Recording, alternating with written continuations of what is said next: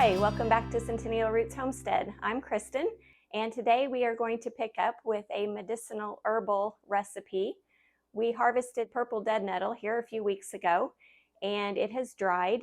Now it is time to start making our tinctures, teas, salves, and today we're actually going to do a sore throat spray. So you can throw that red, nasty tasting spray that you get at the stores away and use this instead. So if you watched our previous video on harvesting purple dead nettle, you know that it is great this time of year for allergies, asthma, cough, any kind of upper respiratory lung issues.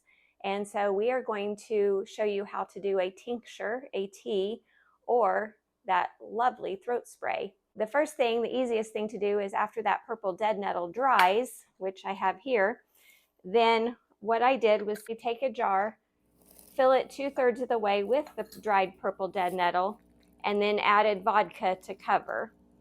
And I've let this steep for 4 weeks or so.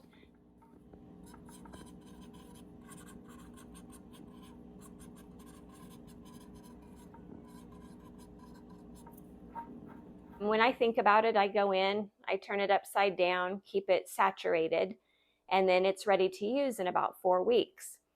If you are opposed to alcohol or you're doing this for a kiddo, then you can certainly avoid the alcohol and just make an herbal tea or use a vegetable glycerin for this part.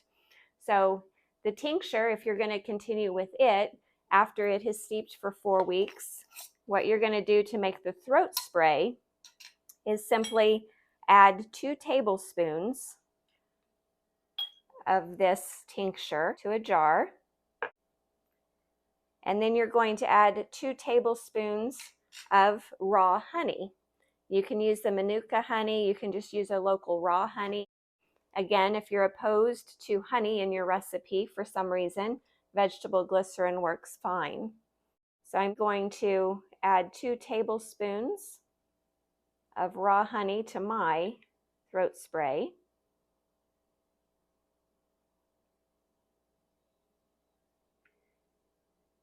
The thing about these recipes is they're very versatile.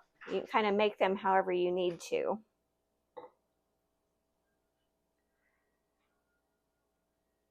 So the next step is you can use a peppermint or a mint extract that you've bought from the store, and you would put a few drops, just mainly to taste, in there.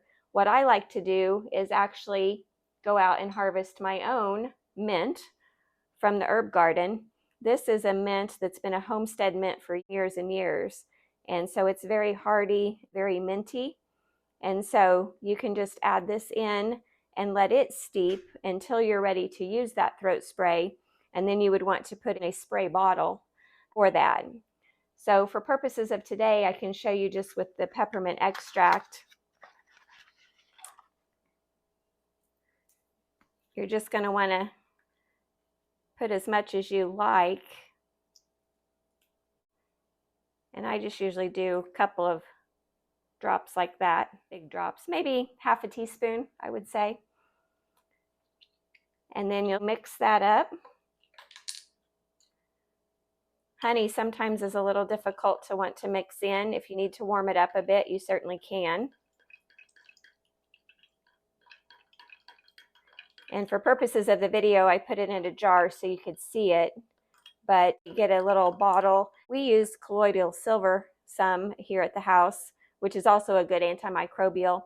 So when these nice bottles are empty, I know they're food grade, I can reuse them. So I would simply dump this into this bottle for storage, and then I've got a dropper. I can actually just open up, drop it in, and kind of gargle with my mixture.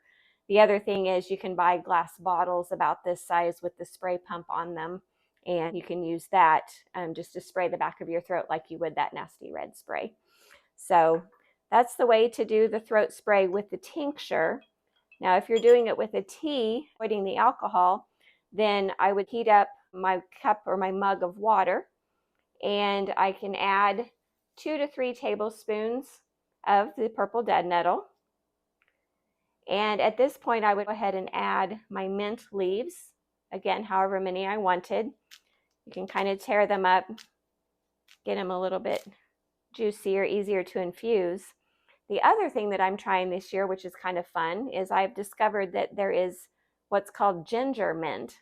And if you take one of the leaves and chew on it, it does have that ginger spice to it. Ginger is also very well known for being antimicrobial, but it also has a calm the stomach, nausea component, which is nice because if you have a sore throat, if you've got that drainage, if you've got that cough, more than likely you have some nausea associated with it as well.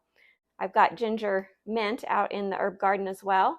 So this year, making this, I'm just going to pull these leaves off and steep that in as well. Now, the important thing about steeping something like this, first of all, you want to try to get it under the water, but then also with your hot water, you want to cover that. And so you can take a plate or a bowl or plastic wrap, anything you want, and just cover that up. And you want it to steep for 15 to 20 minutes. Up to an hour is fine. The longer you let it steep, the more potent it is. And so once that tea has steeped and you're ready to use it, then you do the same thing you would have with the tincture, and that is to add 2 tablespoons of the tea to 2 tablespoons of honey. And you've already got your mint flavoring in here. You could certainly add more if you wanted, but it's ready to go. You dump it in your jar, either your dropper jar or your spray bottle, and it's ready to use. And it is shelf stable for 6 to 9 months, up to a year. So you can keep this in your herbal medicine cabinet for when allergies come in the spring or when that cold comes in the fall or the winter. So you can see how versatile the purple dead nettle is. Teas, tinctures, sore throat sprays. You can also do a salve. And if you watched our dandelion video, you saw how easy it is to make a salve. So with the purple dead nettle, you would infuse that in an oil. And then once it's infused, you can use that along with your beeswax and make a salve. You can use the purple dead nettle salve for any skin conditions such as dry skin or bites and stings. You can also use it on joints for like arthritis pain. And so take your pick or do them all. They're fun and they're nice to have in the medicine cabinet before you need them. Thanks for watching, and we'll see you in the next video.